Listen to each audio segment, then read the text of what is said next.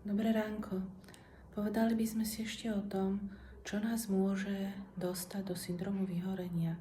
Je to najmä v pomáhajúcich profesiách, ale kdekoľvek.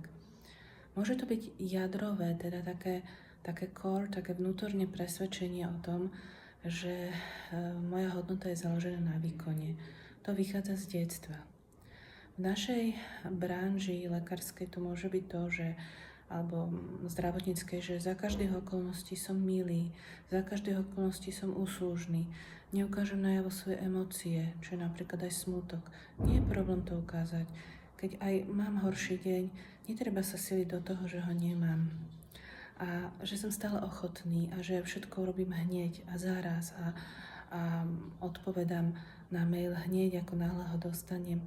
To sú také ako keby nad sebou také méče, ktoré nás môžu vohnať do syndromu vyhorenia.